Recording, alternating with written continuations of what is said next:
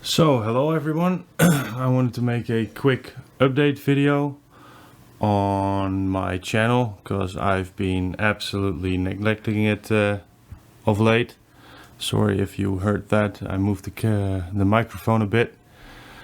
As you can see, things changed a bit. I have rotated in and out 2 sets of speakers, 2 amps, some room treatment like the sidewall treatments, so the bass traps, and then also the rear diffusers.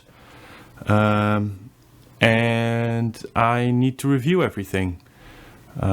The amplifiers that I used, that I switched out, are obviously my Rhizome tube amp, and that's pretty much a completely new amp since I did the Skunky design upgrades. So the internals are pretty much completely new, rebiased everything,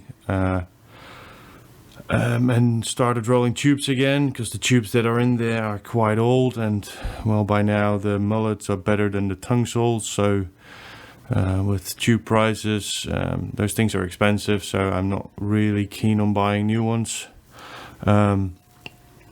I got the topping, the little 100 watt Class D amplifier.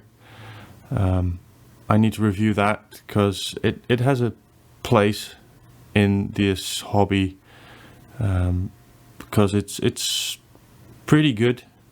It was, spoiler alert, better than my old Meridian 505, which I've since sold. Quick story, I bought the topping for the downstairs television and hooked it up, and it sounded way better than the Rhizome tube amp with the bad tubes in there.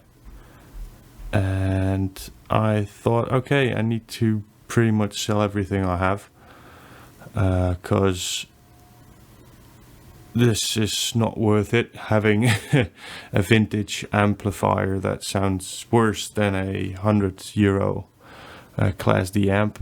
And I couldn't really sell my tube amp, so I redesigned it, the internals, and it was an upgrade. Spoiler alert. And then I also bought a new ATOL IN80 amplifier. It's a AB MOSFET amp from France. It has a discrete op-amp design, so basically this thing follows everything that an audiophile should love, and it's the perfect mix. It has the power of the topping amplifier, and it has the almost the warmth and the sweetness, the forgivingness of the tube amplifier.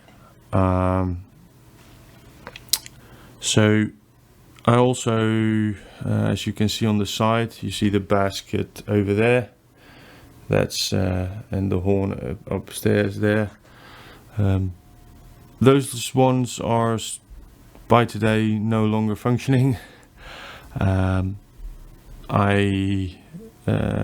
picked crossover parts from it to make the new version of my Mark Audio speakers, which were a success over the last bookshelf design with the stands. You can still see the stands over there. Yeah, the big horns, the big woofers, big horn, they didn't do what I wanted them to do, because I got curious, switched out the Mark Audio bookshelves, and immediately got the musical presentation I like. My thing is imaging. I'm all into imaging, and tonally it's not that relevant. Obviously don't want to hurt my ears with really bad sounding harsh equipment and speakers, so that's why there are crossovers in this full range driver, because I couldn't really get them to quiet down the way I wanted them to. So I designed a crossover with the parts I had laying around, which is a good thing. It does what I wanted to do now. It's pretty much flat, plus or minus 2.5 dB, with the screaming 2 to 3K bit out of it, which made it really hard to listen to from time to time. The old design I had also had a crossover in it. It was just a different design. So that is my little update. I